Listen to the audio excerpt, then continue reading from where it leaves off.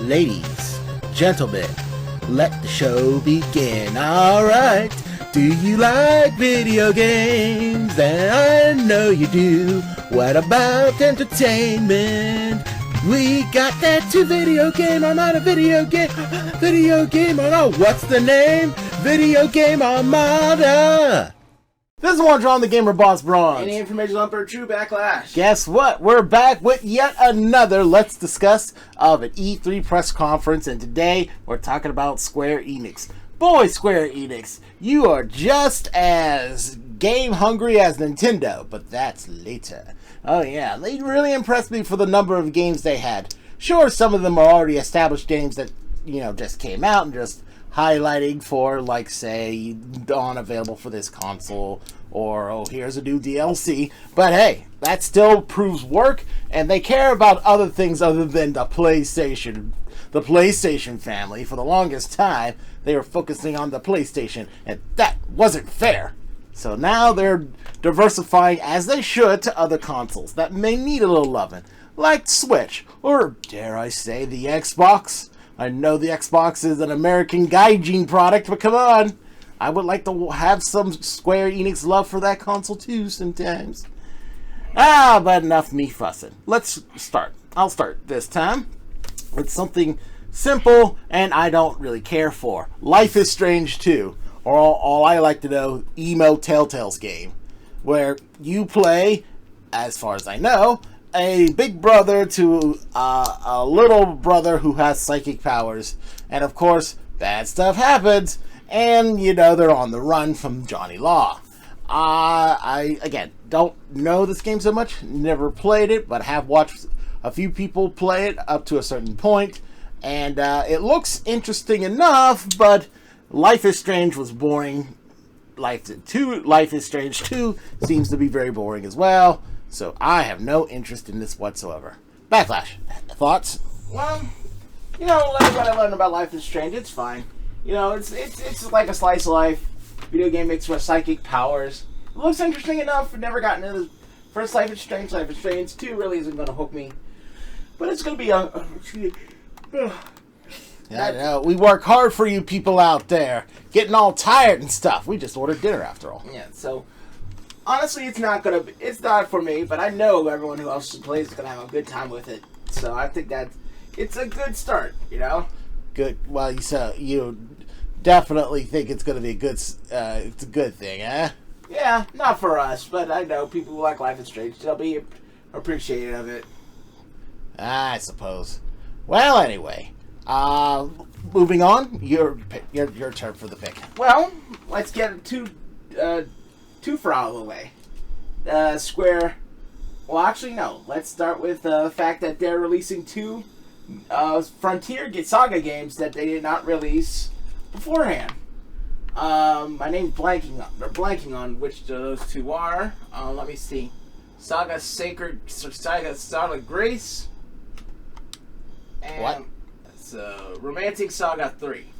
Ah. Yeah. So that's neat. This is something.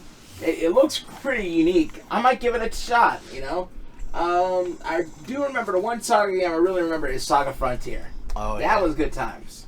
I remember, that was the one where there was the robot and the superhero, right? Yeah. Yeah, I love that one. But when I got the Saga Frontier 2, that one kind of sucked. Yeah, it turned me off too. It really, really did. So when it comes to the Romancing Saga Free and Saga Scarlet Grace, stay tuned. Yeah. Maybe we'll play it. Maybe we won't. I don't know. You know what I am playing, Backlash? What are you playing? Dragon Quest Builder 2. Ah. Yes, I know it's a facsimile / ripoff of Minecraft building elements and general gameplay, but it gave me something I always wanted from Minecraft. A story and a reason to care. Add to the fact that it has the the childlike look of a harmless game, but the adult references of life. Seriously, Dragon Quest games may look tame, but they deal with some real-world situations. And bam, you got yourself a thing that I want to play that's unique and I enjoy. I beat Dragon Quest Builder 1, I wouldn't say I was a master builder, but I did all right. Everyone was happy, saved, well defended. I took care of my duties as the chosen one in the first game, and I was able to beat the big bad, even though technically I wasn't supposed to be the hero, but I became the hero anyway, so, whatever. The point is, Dragon Quest Builder 2 looks like it's going to be bigger, better, and badder. Or at least bad in a good way, not bad in a bad way.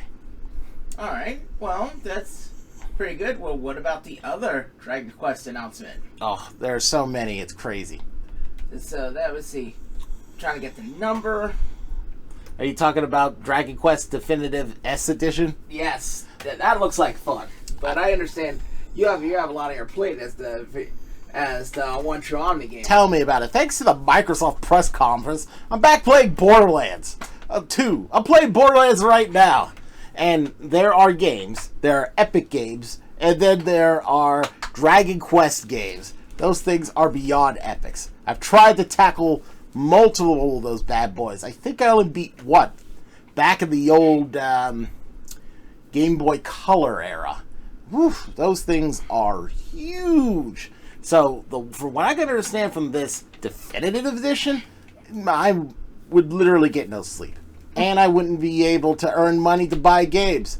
Video Game Armada requires much of me, but it doesn't always take care of my income. So, I need other things to feed the habit. And if I'm playing the definitive S edition, I couldn't be doing that. So, I'm going to put that on the back burner with Final Fantasy 15. So I guess that also means you're not playing Final Fantasy VIII when it comes out in remastered, huh? Well, like Brandy, my hate for that title has softened over the years. But no, never been one of my personal favorite Final Fantasies. That being said, I'm sure there are plenty of people like Final Fantasy VIII for one reason or another. For me, it would be Tetramaster. The only good thing that I would say is a significant advantage over any other Final Fantasy game, even to this day. But one great card game is not enough for me to hit that game back again. Yowza. Maybe I can take you with another Final Fantasy offering. Sure. Which we'll get to. There's a couple, actually. But I think I know which one that you might like. Oh, really? You think so, huh? Uh-huh. Which is? Well, we can wait just a little longer if you want. Ominous? Yeah, let's get out of the way. They started with it, why not? Final Fantasy VII. Oh, that's what you were talking about. Yeah, more than remastered, they just completely overhauled the game. They changed how it works and everything.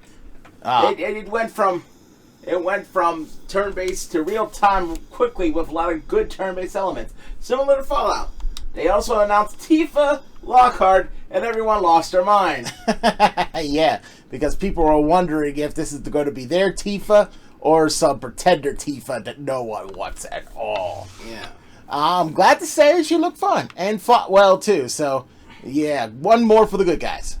Although I will be honest with you, Backlash, I'm surprised you didn't say Final Fantasy Crystal Chronicles, which is also good, but a little dated, and that's weird for me saying that because I don't care. But again, I never played it either, so take that as you will. I'm sure there are fans out there who's like super excited. That thing is now available for up-to-date consoles like PlayStation 4 and I think Switch. It does look fun. It does look fun, and it's I think it's an online thing, so up to 4 people can play. So that's a beautiful thing. All that. Let's see. Back to Final Fantasy real fast. I will have to say that this game looked beautiful when they first announced it, and it still looked beautiful. But in this showcase, they showed the mechanics and the overview of this new Final Fantasy VII Remake, and it is amazing. It is quite possible taking something that was excellent and even making it better just by the mechanics alone. And people, let me tell you, when it comes to video games, other than story, there's no more important element than gameplay mechanics. So I'm going to give them a round of applause for getting that right. If you want to know more about it, you guys take a look at it too. I'm sure you have. But I'm just highlighting if you haven't. If you like RPGs or Final Fantasy or both, then take a look at that, what do I call that? Demo? Overview and mechanics video that they highlighted? Whatever. Just take a look at it and you'll see what I mean. Best of both worlds right there. Yeah, as far as Crystal Chronicles go, of course that wasn't the thing everyone was expecting, but it looks pretty cute. Yeah. This is why I'm happy that the likes of Nintendo and Square did this year. You know, if it was up to Xbox, just gave you a little bit of everything, but of course most of their stuff was shooters. But they had a lot of variety. When you say you're going to show 60 games, it kind of happens. But if it was left up to the rest of them, you would have been like, eh. Bethesda was good. They were unique. But they gave you all the serious Western style games everyone was expecting. What up, for Commander Keen? Yeah, and then Ghost Tokyo. I know I'm getting that wrong. Hold on, Ghostwire Tokyo. And then Ubisoft and EA, they lived up to my expectations. they're not very high expectations. And then again, as far as conferences go, they did good. But it's just like, give me some. I mean, if you want to get more gamers, wow them with color, wow them with different genres of video games. Give them some child-friendly games once in a while. We'll get to Nintendo in a second. They're not 100% child-friendly anyway, all the time. But they keep going because they know what people want. And Square is the same thing. They gave you JRPGs out the wazoo. Not to mention something we'll talk about later, which is hardly JRPG, but it's a collaboration that shows that they're willing to chase the money if it's a good idea. Let's see. There was Outriders. It's a new shooter. Looks post-apocalyptic, as always, but this one looks interesting. Got lightning and mountains and stuff. Different colors blending with the blacks and grays and stuff. What's your take on Outriders? Well, I would say that it looks pretty awesome, and it does. And it will be a good title, ? Because I don't have anything else, because that's all they showed. There is literally nothing known about this. I'm sure it looks like these 3 people that they showed look pretty battle-hardened and ready to go to do something nondescript, because we don't have anything else to go on. Once more information comes up of who they are, what their game plan is, where they live, their, mission statement, it'll be much more interesting to talk about them. But right now, all we got is a trailer and a lot of, post-apocalyptic / alien imagery. But it definitely looks cool. I'm not gonna bring it down. It definitely looks cool. What about let's see, Circuit Superstar? That is, they're bringing back RC Racer. Oh yeah, that looks like it's fun. I to be honest, I didn't expect this from Square Enix to make a game like that. But it's like racing games, I'm not good at them. I'm really not good at them. Part of it is you have to match the speed with just turning and stuff. I know it doesn't sound all that hard, but it can be a chore. Anyone who's played Mario Odyssey knows that one of the things Cappy can take over is a guy running a top-down race car. And I wasn't good at that either, so I have no expectations I'll be getting good at Circuit Superstars, but I think the less game mechanics there are, maybe I'll have a shot. I think it's kind of cute. I'll be honest with you, when it comes to this sort of game, I was kind of hoping they were going to make something, again, akin to Burnout. But having a top-down racer is at least interesting, bringing back a classic. Unfortunately, it's not that interesting enough for me to actually play it, so I'm probably going to pass on that. But good job, Square Enix, from diversifying from their normal RPG stable. Speaking of which, Battalion. World War II shooter that they seem to be involved with. I'm kind of surprised by that too. Where'd that come from? It seems pretty stripped down. I'm not going to lie. Nothing very interesting there. But again, a World War II shooter from Square Enix. Yeah. That's like, say, oh, this hamburger is great. What's in it? Rat? As if they don't have any other shooters to worry about all that. Forget about the battle royales and it's still strong, if not struggling, Call of Duty. And the Crossfire! Get caught up enough! Crossfire! That was just announced. It's a lot to hope for. I mean, Square is known for the delivering of both game mechanics and story, so you're going to have to rely on one to help the other, because that's the only thing that's probably going to set it apart. So, let's get these out of the way real fast. Octopath Traveler is now going to be on Steam, so good job PC Master Race. Yes. The Last Remnant is now for Switch. Good job us on the true Master Race consoles. Yeah. War of the Visions is a sequel or follow-up rather to Final Fantasy Brave Exvius. I never knew it was even a thing, Brave Exvius. That's a mobile game. I mean, and I don't think it's the best. I tried playing it a couple of times. It's okay. It's never gonna break anyone's top 10 favorite Final Fantasy list. I'll tell you that for free. Seriously, where am I? I knew about the Saga series and Dissidia and Angries and Mystical Quest, and all of a sudden there's Exodus. I even knew about all the Bravest. Where was I with this? Hey, no offense, Informational Emperor, but you're not the one true Omni gamer. I am. So I know this stuff. Well, I must be slacking as the Informational Emperor then. Hey, you did pretty good. Remember, you knew what Commander Keen was. Yep. So there you go. Let's see. What's next? What do you think? Kingdom Hearts 3 DLC. We didn't play Kingdom Hearts 3. We beat 1, barely didn't finish 2. So this doesn't really matter in a certain point of view, but I have watched people play this, and I still need to finish watching them beat it. Those people online who do that sort of thing, to at least know the story.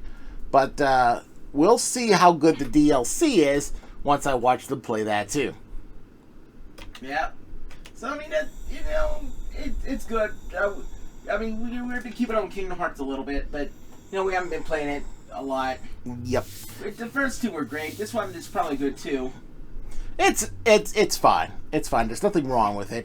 It's just my interest for Kingdom Hearts has waned over the years, unfortunately. It took 10 plus years to make us the final sequel. I've moved on to greater games now. Fortunately, it fared better than Duke Nukem. Oh, poor Duke Nukem. Although he came back in Bulletstorm, maybe one day he will have a true reboot that the fans will love. Yeah. But speaking of DLCs, the Shadowbringer DLC for Final Fantasy XIV. That's their MMO. Now, I want to play that, but they only have it on PS4 for consoles. And I'd rather not load up another game on my PC, so yeah. What the heck? What the heck, Square Enix? Why not Xbox love?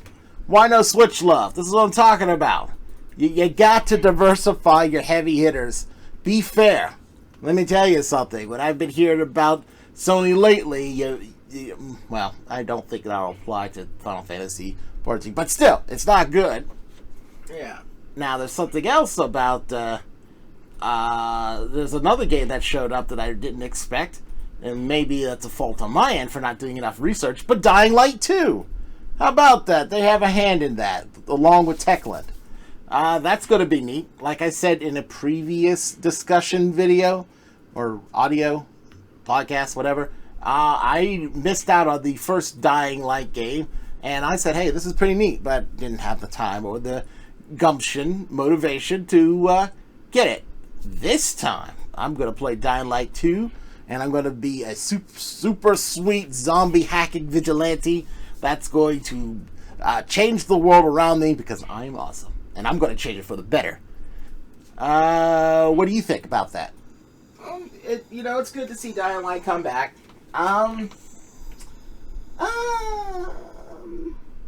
like you said before, it's an okay game. Zombies, another zombie shooter. Good melee, first-person melee game. Lots of fun parkour tricks and stuff. It should be a blast, to be quite honest, but it just doesn't ring with me too much. Not interested in zombie game 127. If you do this stuff, you gotta make it interesting. Like, maybe I'm being a hypocrite. Left 4 Dead, that was amazing. It was a very They good game. just said, "Hey, let's reskin Team Fortress instead of fighting each other like every other shooter now. We're gonna fight zombies." That was different, but not so different. But it was good. I get that. Real fast, Onigiri, they showed this on a Nintendo's Indie Direct not too long ago. Yeah, I liked it then. I like it now. It's going to be great. Can't wait to play it. And finally, I suppose it's not really a surprise since, people seen the trailers for this, but I only learned about it recently. The Avengers. Yeah. On Square Enix. Where's Hawkeye? Where's Hawkeye, for real? You show Hank Pym, but not Hawkeye. And look, I get it. I get it. Hank was running the original Avengers from the comics. But if you go through all this trouble, and you don't even have Hank Pym's wife, Janet, but if you want to go there, why go through this trouble giving you the 6 MCU, the other 5 MCU original Avengers, and leave Hawkeye out of it? It's like, oh, jeez. But I'm not going to complain, because I'm deep in my heart of hearts, I know he'll be there soon. Deep down in my heart of hearts, I know he'll be there soon, if you didn't hear me the first time. But it looked amazing. Look, it looks fantastic, like you said. And I know, having just 5 characters to pick from with this type of game is kind of weak sauce, I'm not going to lie. Especially since Ultimate Alliance 3 for the Nintendo Switch, it's going to have a bunch of characters from a couple of different supergroups, including the most overlooked superhero team in a while, the Fantastic Four. Holy crap, can't wait. Yeah. But I'm crossing my fingers because this looks pretty legit. I'm crossing my fingers is that they'll have DLC add-on characters from the Marvel Universe to add some spice and story play to the game. Once it's established and out, we just gotta, I guess, wait them out.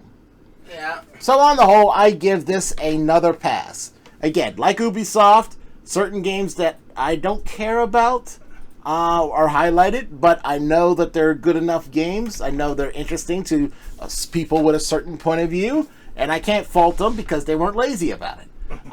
There were a lot of games I enjoyed. I want to play, like Dying Light 2, The Avengers, even a little bit of those Outriders, just need more information. Dragon Quest Builder 2, and Final Fantasy VII Remake. That's a healthy chunk. So that's why I'm giving it a pass. Backlash? Oh yeah. I want to. Is there a middle between Platinum Pass and Pass? No, and I'm not going to create another middle of the road rating for you guys. I already had to come up with mediocre. No more. You just gotta use what we got. Okay. I'll say this: Square Enix did their job properly. They gave you a myriad of different games for collections for their investors and their gamers, their customer base.